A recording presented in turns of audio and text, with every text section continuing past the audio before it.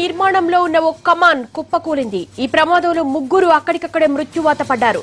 మృతులు శ్రీకాకుళం జిల్లాకు చెందిన వారుగా గుర్తించారు. శిథిలాలను రెస్క్యూ టీం తొలగిస్తోంది.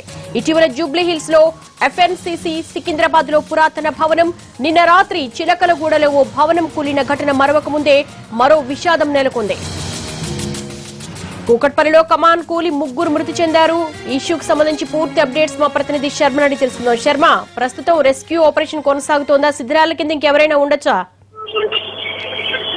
ప్రస్తుతం సిబిసిఐడి కాలనీ వసంత్ నగర్ మధ్యన ఉన్నటువంటి కమాన్ కుప్పకూలింది. ఆ నిర్మాణం క్రమంలో కుప్పకూలినటువంటి క్రమంలో అందులో పనిచేస్తున్నటువంటి ముగ్గురు కార్మికులు కూడా కింద పడిపోయారు. శిథిలాల కింద ఉన్న వాళ్లను బయటికి తీసేటువంటి క్రమంలోనే వాళ్ళు చనిపోయినట్టుగా తెలుస్తుంది. ఆసుపత్రికి తరలించారు. అప్పటికే చనిపోయినట్టు డాక్టర్లు నిర్ధారించారు. మరో ఇద్దరు కూడా తీవ్రంగా గాయపడ్డట్టు తెలుస్తోంది. అయితే ఈ కమాన్ అన్నది ఆర్చ్, ఆ రెండు కాలనీల మధ్య ఏర్పాటు చేస్తున్నటువంటి ఆర్చ్ నిర్మాణంలో ఉన్న సమయంలో పైకి ఎక్కి వాళ్ళందరూ కూడా పనులు కొనసాగిస్తున్నారు.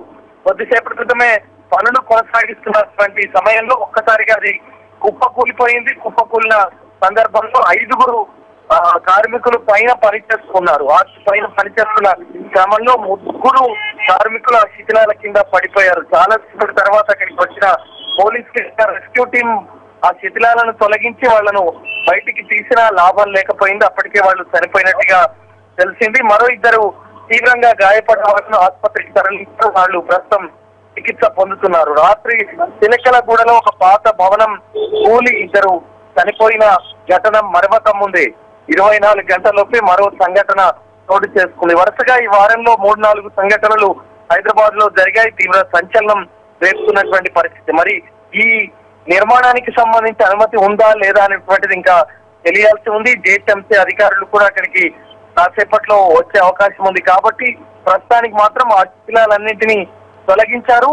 వాళ్లను ఆసుపత్రికి తరలించారు. చికిత్స జరుగుతోంది. కాబట్టి మరో 24 గంటల తర్వాత ఇద్దరి కార్మికుల పరిస్థితి ఏ విధంగా ఉంది అనేటువంటి విషయాన్ని చెప్తామని డాక్టర్లు చెప్తున్నారు. అంటే శర్మ, వారంలోనే 3 ఇన్సిడెంట్స్ జరిగాయి. ఈ దిశగా ఏమన్నా జిహెచ్ఎంసీ దృష్టి సారిస్తోందా ఇటువంటి నిర్మాణ లోపాల మీద? ఇప్పటికే ఎఫ్ఎన్సీసీ ఘటన తర్వాతే తగిన చర్యలు చేపడతామని చెప్పారు. ఆ తర్వాత మళ్ళీ చిలకలగూడలో కూడా ఇలాంటి సంఘటన, పాత భవనం కూలిన సంఘటన మరొక ముందే మళ్ళీ ఇప్పుడు తాజాగా ఈ సంఘటన జరిగింది. మరి అధికారులు చెప్తున్న సందర్భాలు ఓవైపు ఉంటూనే ఉన్నాయి. కానీ మళ్ళీ స్థితిలో మరి ఈ రకమైనటువంటి కూలడాలు, నిర్మాణంలో ఉన్న భవనాలు కానీ ఇట్లాంటి ఆర్చులు కానీ కూలడం అన్నది ఇప్పుడు సహజంగా మారిపోయింది. మరి ఈ విషయంలో అధికారులు ఏ రకమైన చర్యలు తీసుకుంటారన్నది మనం చూడాల్సి ఉంది. S Sharma, thank you.